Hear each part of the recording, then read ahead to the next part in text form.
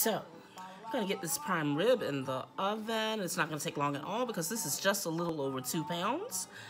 And I thought I would do a little medley of some grapeseed oil, rosemary, garlic. I'm just gonna bathe it in that after I give it a little bit of seasoning here, a little bit of garlic powder, a little bit of smoky Montreal steak seasoning. This is just gonna be lovely. I just wanna cook this till it's like medium, just a little bit beyond medium, just a little bit of sea salt. And then this is gonna be lovely. I've got my oven on 450. I'm gonna cook it at a really high heat, the 450, for about 15-20 minutes. Then I'm gonna turn it down to about 300 and let it cook for another 30-35 minutes or so. And it should be about where I want it. So now we're gonna drizzle this again. I've got some rosemary, fresh garlic, and grapeseed oil. Yeah. I love prime rib. I pretty much gave up red meat through the year, but I said, you know what?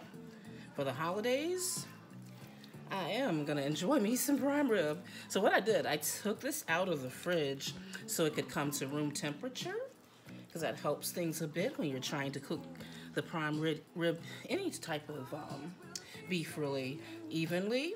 So, I mean, this is already smelling good with this concoction. Again, I just took some grapeseed oil. You can use olive oil, and some rosemary and fresh garlic. Ooh, yeah. This is gonna smell so good. But again, this is a smaller cut of the prime rib, so it's not gonna take a very, very long time. So I've got my oven on 450. I'm gonna do that for about 15-20 minutes because I wanna get this nice and cooked and brown, and then I'm gonna turn it down really low to about 300, 320, just to get me to a little bit beyond medium, and I shouldn't need to do that for any longer than about 30 minutes or so. I'm normally not a recipe follower, but I was looking up a few recipes. So they said according to how many pounds you have, allow about 15 minutes, increments of 15 minutes. So since I have a little over 2 pounds, I think it's like 2.5 pounds, when I put it on the lower heat, I'll just let it go for probably about 45 minutes actually, if I follow directions. But I'll keep an eye on it because it depends on your oven. My oven is really piping hot, and I'd rather this be undercooked than to be overcooked. Oh yeah. Okay. My hands need a washing.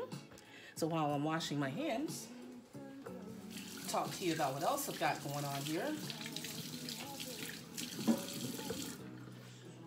Okay.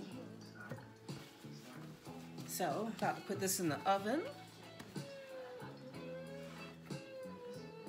Yeah, let's put that down like that. While I put that in the oven, I am making some cheese potatoes. I could cook them all the way in the oven as well, but I'm gonna let them come to a boil on top of the stove for about 15 minutes. And then I'm gonna put them in the oven, finish them up in the oven, put a little sharp cheese and Gouda, and they are gonna be yummy. And what I have here in this pot, I'm just, instead of water, I'm using chicken broth. Yeah, that chicken broth will flavor those potatoes perfectly. Got some onion cut up in here, and I season them with some garlic powder, pepper, and salt. It's just gonna be lovely.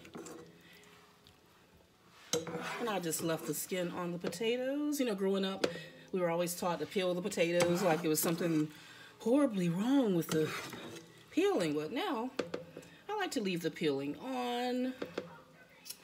And so now I'm gonna start. I've got some Gouda and extra sharp cheese. It's gonna be so yummy. I'm just gonna mix it all through.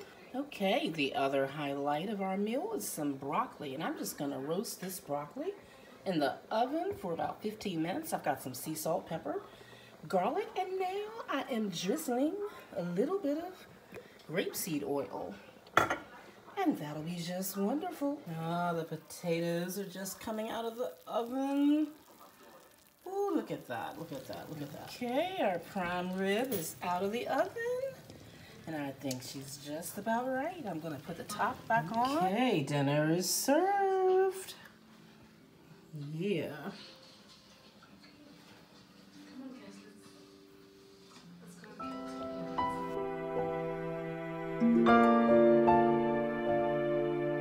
you.